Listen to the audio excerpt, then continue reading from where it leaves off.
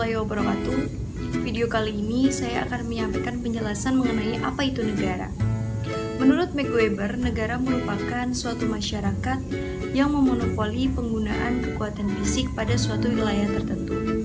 Sedangkan menurut John Locke, negara merupakan suatu organisasi yang dihasilkan dari suatu perjanjian masyarakat. Dari pengertian yang sudah dijelaskan oleh para ahli, adapun unsur-unsur dari suatu negara. Yang pertama adalah wilayah, yang kedua adalah penduduk atau rakyat, yang ketiga pemerintahan yang berdaulat, dan yang keempat adalah pengakuan dari negara lain. Saya akan memberikan sedikit penjelasan mengenai unsur-unsur yang sudah saya sebutkan di atas. Yang pertama itu adalah wilayah. Wilayah merupakan suatu daerah yang ditempati oleh sekelompok manusia yang mana itu menjadi batas teritorial suatu kedaulatan. Nah, wilayah juga dibagi menjadi 3 bagian, yaitu darat, laut, dan udara. Selanjutnya adalah penduduk atau rakyat. Penduduk atau rakyat merupakan orang-orang yang menetap di suatu tempat pada periode waktu yang cukup lama.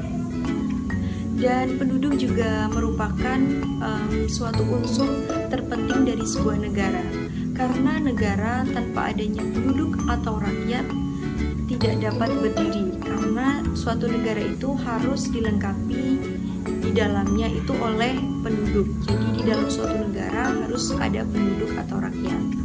Nah, penduduk atau rakyat ini juga sangat penting karena negara harus berdiri dengan kesepakatan para penduduknya. Kemudian yang ketiga adalah pemerintahan yang berdaulat.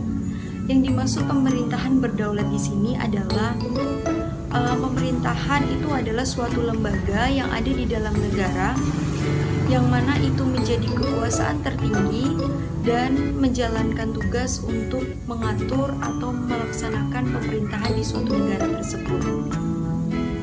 Kemudian yang keempat adalah pengakuan dari negara lain. Jadi sebuah negara itu tanpa adanya pengakuan dari negara lain, negara belum dapat dikatakan sempurna. Selain itu, adanya pengakuan dari negara lain juga untuk mencegah adanya ancaman dari luar maupun dari dalam negeri. Kemudian adanya pengakuan dari negara lain juga membantu adanya hubungan kerjasama dalam bidang ekonomi, politik, sosial budaya, pertahanan, dan keamanan. Selain itu, saya juga akan memberikan atau menyampaikan sedikit tujuan dari negara Indonesia. Yang pertama itu adalah untuk memberikan perlindungan segenap bangsa Indonesia. Yang kedua, untuk memajukan kesejahteraan masyarakat umum. Yang ketiga adalah untuk mencerdaskan kehidupan bangsa. Yang keempat adalah turut berpartisipasi dalam melaksanakan ketertiban dunia. Berikut yang dapat saya sampaikan di materi apa itu negara. Semoga dapat bermanfaat.